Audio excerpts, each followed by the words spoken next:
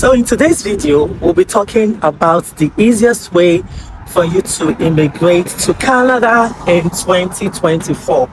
Yes, I know, we know that there are different options. There are different ways and opportunities which you have to immigrate to Canada in this 2024. But this particular video is to show you the easiest way that you can use to come to Canada in 2024. And trust me, I'm speaking from experience because I have tried like 2 ways. I got 2 different results, and you want to hear my story so you can get to know the easiest way to come to Canada in 2024. Okay, so if you're ready, go get your popcorn if you have one. If you don't have one, get your puff and a chilled ice water. And let's get started. But if I lay down and I play dead and I stay dead, maybe you'll get. Hey guys, welcome back. Welcome to another video and another interesting video in the summertime here in Canada, in New Brunswick, Canada. All right, so like you've seen the title, you've seen the thumbnail, and also in the introduction, today we'll be talking about the easiest way for you to come to Canada, the easiest way you can use to immigrate to Canada in 2024. All right, so in my opinion, yes, everything I'm saying is in my opinion, okay? Like I just need to be very, very careful, because I was replying some of the comments in the comment section, and somebody was asking me, why are you answering everybody's question? Why are you giving your opinions? Are you a counselor? He said, are you a consulate? That why are you telling them your opinion and giving them advice? I said, there is nothing wrong in me giving people my opinion. I did not quote. I said, in my opinion. So when I give you my opinion, it is left for you to filter it out and select what you want, right? In my opinion, based on my research and like in my experience as well. All right. So some time ago, I tried applying for this PR stuff through the express entry stuff like that. And then someone introduced me to a guy in British Columbia, and I was supposed to pay him a huge amount of money, and I paid him that money, and till today that money is gone. The guy ran away with my money. I was basically duped. Yeah, I was basically duped, and as a result we thought to ourselves, okay, why not, let's try this other route. Since the direct PR didn't work out, let's do it by ourselves. And then easy peasy, we try the second option, which is what I want to discuss with you today, and I believe it's the easiest and is the best option. You know, is the easiest way for you to immigrate to Canada in 2024. It's very easy. What do you need to do? The thing you need to do is to decide a province in Canada where you would like to reside, and ensuring that that city where you would like to reside has the school that is a DLI, meaning that that school is a designated learning institution, and then that the school offers postgraduate work permit. In other words, the school is postgraduate work permit eligible. And then what do you do next? The next thing you need to do is to secure admission. So go through the admission requirements and see if you are qualified for that program that you want to go, and then go ahead to apply for admission. It might cost you between $80 to $120 depending on the school and where the school is situated.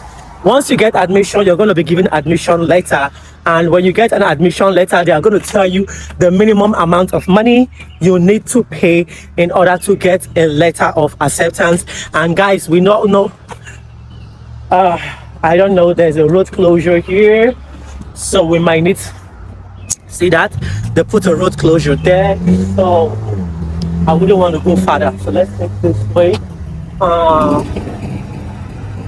Let's take this way. All right. So depending on the amount of money you pay, but minimum of at least a year or like close to a year school fees, they are going to tell you how much you need to pay so that you can get your letter of acceptance. And we all know that with the new changes from the ILCC, you need to get your letter of acceptance before your school can register you for getting your attestation. And subsequently you're going to get your attestation, and it's after you get your attestation you can go ahead to apply for your visa.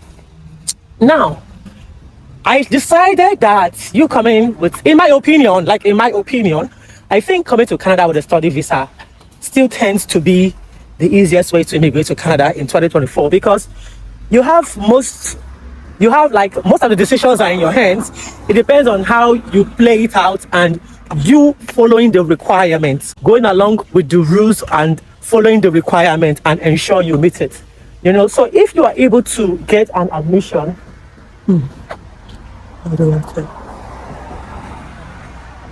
all right, so if you are able to get an admission into a school, fine. And then the next thing to do is to apply for your visa. Applying for your visa will cost you nothing. It will cost you nothing. You just need to pay for your visa application fee, which is about $285. But just to be sure, like, I don't think it's up to $300. No, it's not up to 300 Canadian dollars. I'm saying this because I don't want you to use an agent. You don't need to use an agent. And stop asking me to apply for a visa for you. Stop asking me to get you school admission. This is easy. This is ABC. Did I open your Facebook account for you? Did I open your Instagram account for you? The same way you opened your Facebook account, the same way you opened your Instagram account, it's still the same way you can get admission. It's still the same way you need to apply in the IRCC website and get your visa. So just go to your browser. Go to your browser, type IRCC, all right? Type IRCC, and then the IRCC portal is going to open, and when it's open, it will require you to create an account. When you create an account, a profile will be generated for you when you follow the prompt and answer some personal questions to provide your personal details. And after that, you will be given some requirement that you need to upload some documents. Right now, at the point of you uploading those documents, then you need to make some certain payments, and that means it means then that you have an IRCC account. And then when you submit all of those documents into the IRCC account, within a few days, you are going to receive a prompt that you should go for your biometrics, and you don't need to worry because they are going to give you an idea of how to go about the biometrics. The only thing you need to do is just to follow the prompts, right? The only thing you need to do is just to follow the prompts. So go ahead, follow the prompts, and go book for your biometrics. All right, when you're done with your biometrics, you're going to wait until your biometric is being updated, right? So after your biometrics is being updated on the IRCC account, you then need to wait for your eligibility to start. So your eligibility period is the period that the IRCC need to do like a background checkup to be sure that all your documents are genuine, all your documents are not fake, you submitted the right documents and nothing is found wanting, because you need to submit documents like your passport. There's so many trees there. You need to submit certain documents like your passport. You need to submit your SOP, which is your statement of purpose. And in that letter, you need to explain why you want to study in Canada, why you chose a particular school, why you chose a particular course. You have to explain why at the end of your program, you're going to return back home to your home country after study. You are going to explain your family ties, to give reasons why you need to come back home to your country. You need to put letter of experience, like a reference letter that will show places you've worked in the past. You need to show lots of documents. They'll all be mentioned there. So you don't need to rack your brain or pay agents money. All these agents, they don't know anything. Surprisingly, you yourself, you even know more than these agents. So do not be deceived by all these agents. You can do this by yourself. You don't need an agent. You don't even need me. You don't need me. Everything is there on the internet. You only if you upload a document and that document is not accurate, or IRCC finds a fault in that document, they'll only return it and tell you to update it. IRCC Canada is really nice. I swear. I think Canada is actually the best country to immigrate, like in this 2024, because unlike other countries, Canada, when you apply for a visa, even if you get a rejection, they will give you the reasons why you got that rejection, and they will still open the doors and give you opportunities for you to try again. And in giving you that opportunity to try again, they've already mentioned your errors to you, and they want you to make amends on your errors. Do you understand? So when your eligibility starts, it might take a while, and then they keep asking me on my comment section, how long does the eligibility start? I don't know. I don't know. I'm not immigration, so it depends. For me, when I applied for my visa, it took just 1 month. Like, I got my visa within 4 weeks. of application. Some people get theirs within 2 weeks. Some people get theirs within 6 weeks. Some people get theirs within 2 months. Some people get theirs within 3 months. Some people get theirs within 5 months. Some people get theirs within 6 months. So you really cannot tell because there is no time frame. It's not fixed, and where am I? It's not fixed and it is not specified. Do you understand? Yeah. So when your eligibility starts, they are going to tell you that eligibility has started. Remember, after you put your biometric, it will say biometrics updated. Now, just be prayerful and be hopeful that you will see the section where they will say eligibility has started. So when eligibility starts, so it means the background work and checkup has started. When it comes over to this side, so it means the background work has started and they are started checking on you. They will also ask for your police reports and all of that, police clearance. You need to check up on all of that, and then when hopefully by God's grace, with all of our prayers, your eligibility is completed and your visa is approved or not approved, they are going to tell you eligibility has been completed, and then they will update your account. Okay, so in this period you will be asked to go for your medicals. If they see that your eligibility is up to about 80% acceptable, then you receive a request to go for medicals, and that is basically if you do not apply for your medicals up front. If you do not apply for your medicals up front, you'll be asked to go for your medicals, and then when you go for your medicals, you also need to attach your medicals. But some people are proactive enough to do their medicals up front and apply, but for me, I rather wait until I get the request, because I think, in my own opinion, when you wait and follow prompts the way they come, it means there is like kind of like there's a progress, right? It means like there's a progress in that particular action. So when you wait and then you get a prompt from IRCC saying you can now go for your medicals, and then they send you designated hospitals where you can do your medicals, then be rest assured that something good might be coming your way, because it is more than 50% that you are going to get an approval, like really, once you're asked to go for medicals without you applying up front. And then hopefully when you are done with your medicals, they are going to update it for you. And then the next thing you should be expecting, all things being equal, should be your passport request. So passport request is when you need to send your document to a particular office. Like, so I came from Dubai, so it was called the VFS office in Dubai. So you need to submit your passport there. Well, then they will then need to send it to get it stamped and put your study permit stamped on it. It might take a few days, or it might take a week, it might take 2 weeks. No one knows, but I think I got mine within a week after I submitted that, and it came as a DHL. No, it came as Aramex, not DHL. Mine came as an Aramex package. So the guy drove to my building, and then he called me, the delivery guy, he called me, and I came downstairs and I got my pack. Yeah, I got my pack, and that was how I got my study permit approved. I did everything all by myself. My husband and I, we did everything all by ourselves. We didn't pay anyone since we tried paying someone, and it led to us being duped, and the person is in British Columbia. So that one is all sorted out. It's all gone.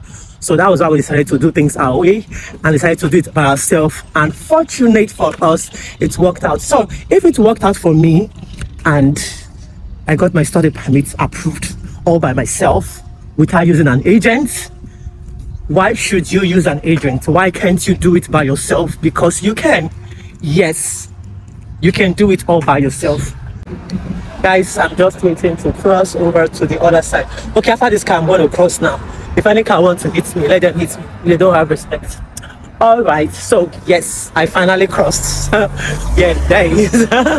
He waited for me. Yeah, so that was how I finally got my study permits approved. We didn't pay any agent any money. The only money we paid was the application fee I used to apply for my study permit. That's the visa, and the admission fee for my school that I paid, and that is it. And then of course the money I paid for biometric and the money I paid for my medicals. Yeah, that is it. Why should you pay money to pay someone money for agents? Pay money to agents to get you an admission. You know that most times even these so-called agents, they're not living in Canada. So what do they know that you don't know? Same thing, you sometimes you even know more than them. I'm telling you, you know more than these so-called agents. So please not to do it by yourself, because really, in my opinion, this is the best means. This is the easiest way for you to come to Canada in 2024, and you can go ahead to give it a try. I know there are a lot of changes coming up with respect to this new laws in Canada and all of that. So, and a lot of us, like a lot of people, wouldn't want to apply for the study visa right now. Yeah, I understand. Can I go? Can I walk through? All right, thank you. Sorry, I just needed to ask for permission because someone is mowing. Nice work. Thank you. You want to say hi to my camera? Hi. All right, so yeah, so here now in Canada, it's summer, so the grasses are growing, and every house is responsible for mowing their lawn. You know, the government doesn't mow your lawn for you. You need to mow your lawn. So I think that's his house in front of him, and basically all houses have that lawn mower, so they do it by themselves. So in Canada here, you rarely pay money to people to do chores for you, because what you will pay them to do chores for you per hour is basically what you are earning per hour. So here you do your chores by yourself. Buy the equipment, buy what you need, and do your chores by yourself, okay? All right, yeah, so that's the story, and that's why I think you should apply for your study visa all by yourself. And yes, due to the recent changes and all of that, it's okay if you don't want to apply for your study permit now. Like I said in my other video, it's okay if you want to wait for a while, let all of these changes play out, you know, let all of the changes play out, and then later you can also go ahead to apply. It's okay, at least now you know what to do. Now you have an idea, now you have that faith, now you have that hope, now you have that confidence that you can do it, right? So let me know what you guys think in the comment section. In your own opinion, what do you think is the easiest way to come to Canada? Do you think study visa is the best? Or would you encourage someone to go for a PR or a work permit? And what if that isn't available? What if that means it's not available? Since first of all, you need to get a job offer, and the job offer is that right here. You need to get a job offer, and you need to get a job offer from a company. And what if you don't get a job offer from a company? Knowing that an admission is very easy, as long as you meet the requirements of the school, you definitely get admission. Getting admission in Canada is not a problem. You know, the toughest situation is getting the visa, which can also work out when you follow the guidelines of IRCC and provide all of the requirements and meet up all of the requirements. I hope this video is going to get to those who actually need it. Like I said, my channel is very, very interactive, so I want to know what you guys think in the comment section. Do you think people should go for study visa in 2024, or they should go for a work permit, or they should go for a PR? What do you think? I would like to hear everything in the comment section. And if there's any part of this video that you do not understand, or where you need more clarifications, kindly let me know in the comment section. And if you have recently applied for a study visa, or you have recently applied for admission in a school, let us know the process you've taken, and let us know if you're having any issues. Maybe we might be able to share our experience and be able to answer some questions for you. Also, if you have used an agent in the past, kindly let us know in the comment section how it went with that agent. Do you think agents are reliable? Would you advise someone to use an agent? See, I heard that there's one place. I heard that in Lekki in Lagos. That is the warehouse. That is the warehouse of agents, fake agents in Lagos, Nigeria. Yeah, I heard about that. So let us know where you have all those fake agents that are deceiving people and taking money from them in the name of getting them admission. And at the end of the day, they mess up the application. See, guys, another reason why you need to avoid agents is if an agent makes your first visa and you get a denial, your profile is already in the IRCC system. And now because your profile is already there, it means subsequently any visa that you apply for, they will still go back and take a look at your past record. So whatever fuck up that your agent has done will still reflect in your new one. So be careful so you don't mess up your profiles. Okay, guys, I need to go now. I will see you guys in the comment section. We have a lot of gist, we have a lot of story, we have a lot to talk about, as I'll be answering a lot of the questions, and as every other person will be dropping their comments as well in the comment section, and we have a lot to learn. All right, guys, I'm going to see you in the next video. Take good care and have a lovely day. Bye. But if I lay down and I play dead